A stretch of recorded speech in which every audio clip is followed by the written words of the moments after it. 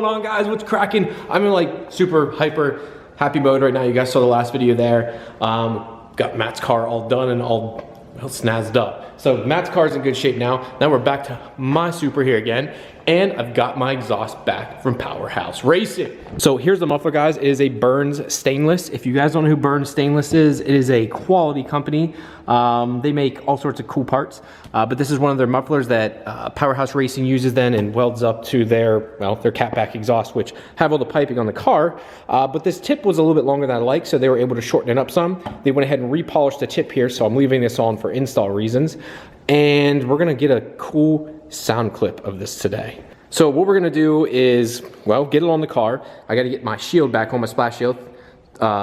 Get that all squared away. So get both those back on, take it for a drive. I'm gonna do a true sound clip of this. So back it up, do like 2,000 RPMs, 4,000 RPMs, full free rev, all that good stuff. No anti-lag or any of that kind of stuff yet, just because I need to get the car fully tuned first. I want to go through all that before I do anything crazy, anything of that nature. So let's go ahead and get this on the car.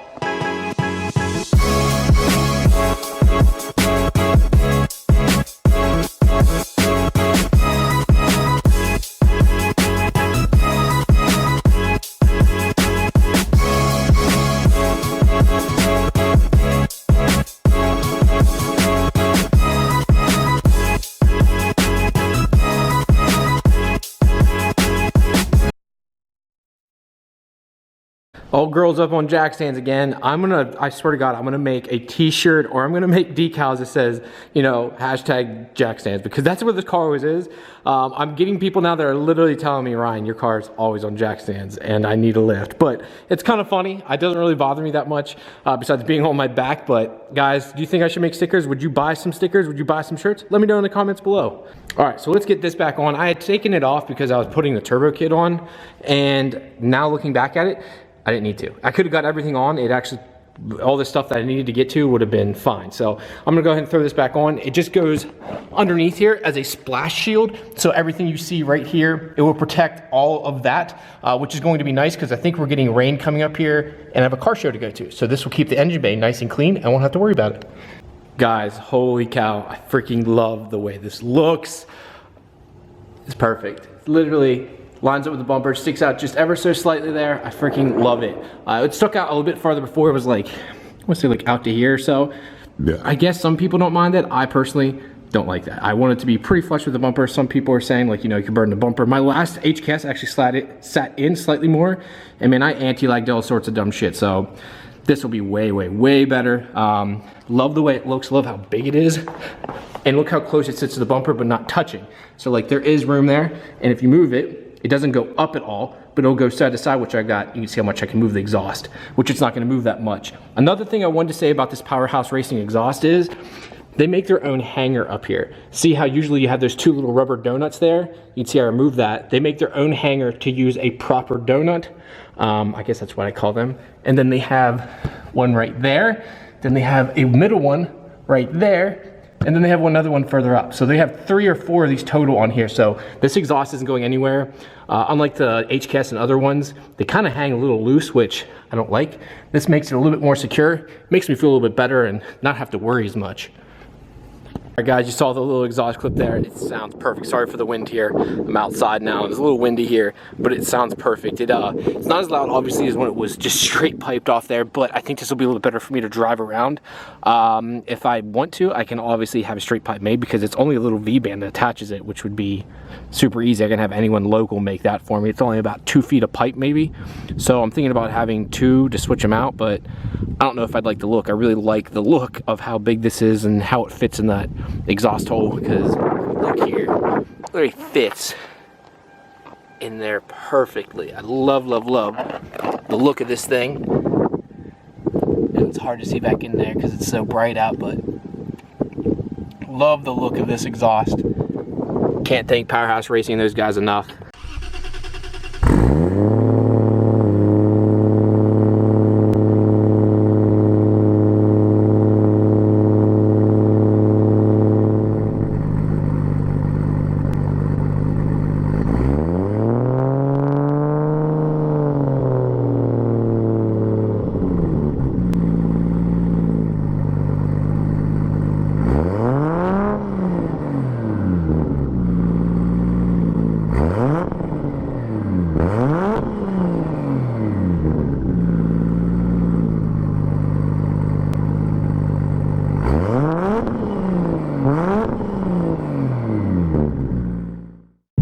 right, guys, I'm in the car right now. I'm actually sitting in my little town of Waynesboro right now. Car's idling nice. One thing I'm noticing now, I didn't realize how low my vacuum was. It's around -7.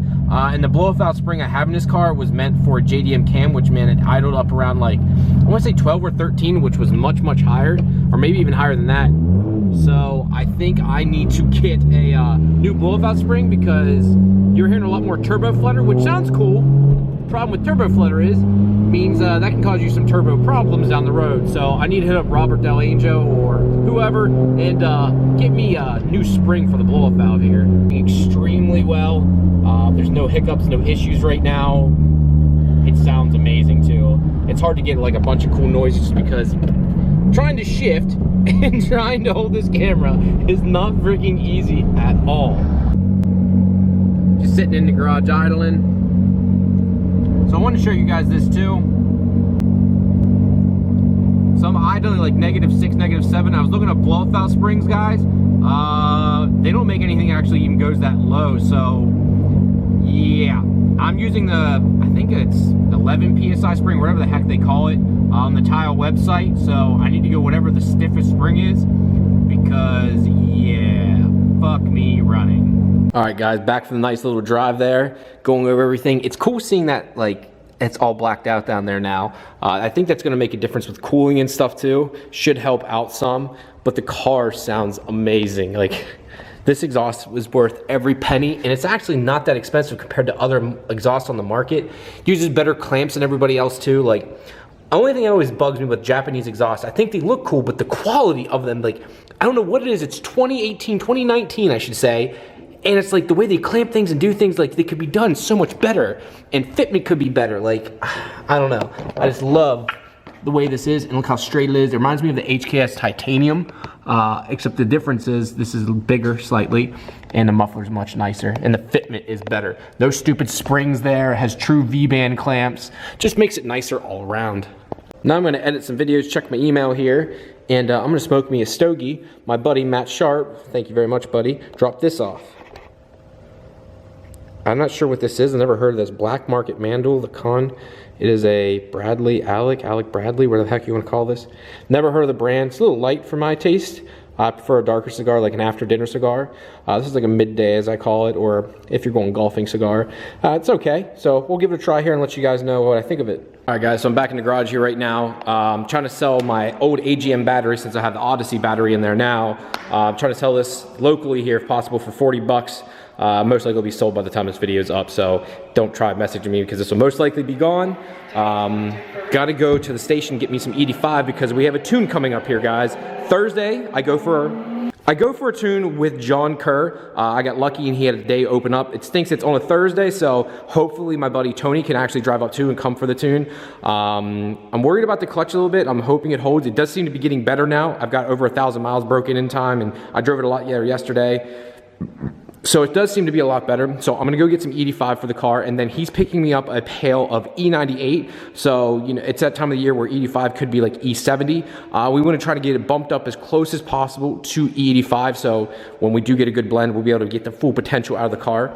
I am sticking with my 1000cc injectors. I have one wall barrel pump. I'm shooting for like 725 to 750, which I think will be a safe area. I know 800 is the limit usually, or if you're talking torque, 600 foot-pounds. So I'm hoping to be right at like 750 and 600 foot-pounds and gain a bunch of more timing so the car picks up and drives a little bit better. One thing I just did there was empty the catch can because I did 400 miles in the last 3 days for people that say I don't drive the car, and that's all that came out of it.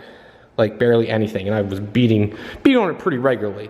Another thing I need to do though is I need to take off this intake because I was at a car show yesterday and the problem is I felt some oily residue. Now I'm not sure if it's from the brand new filter because they're oily and they do suck back a good bit of oil and mess. So set that there. Try to get this off, wiggle. And looks clean in there if you ask me, guys. I mean, give me your opinion here, but I'm gonna do a wipe test here, get a blue towel and clean it up real quick, but sure looks good to me. So it seemed like everything was okay. Empty the oil out, check the turbo. It seems like it's good. I'm not seeing any other leaks. I just went under the car there too. Like I said, I drove it like 400 miles there and everything seems to be copacetic. So I'm pretty excited with the car. The car sounds phenomenal now. Again, that Powerhouse Racing exhaust on this car sounds amazing. I think the fact that it has that S23 header, that equal length header from Powerhouse Racing, makes a big difference too, but I just love the way this looks and fits. It's a big exhaust, but you can't tell it. A lot of it's tucked up under the body and chassis, under the bumper. Sitting and seeing it in person, it seems big. My old HKS Carbon actually looked physically bigger hanging on the car, which is kind of shocking. So that just shows you how well and how good that's actually made. All right, guys, and on that note, that is going to be it for this one. Thank you very much for tuning in, guys. Again, this Thursday here, I'm going up to John Kerr at JK Tuning to dial this in a little bit, a little 93, and then finally go into an E85 tune. Make a little bit more power out of the car, nothing crazy, just trying to realistically get a little bit more down low, or low end of it. I can run a lot more aggressive timing. With the dual gates now, I have much better boost control, so I kind of just want the car fine-tuned a little bit. Having it there in person is a lot easier than trying to go back and forth with email tunes, in my opinion. So yeah, all right, guys, you know what to do. Check out the Facebook, Instagram, the website. You know what to do. Thank you very much, and I'll talk to you later. Peace.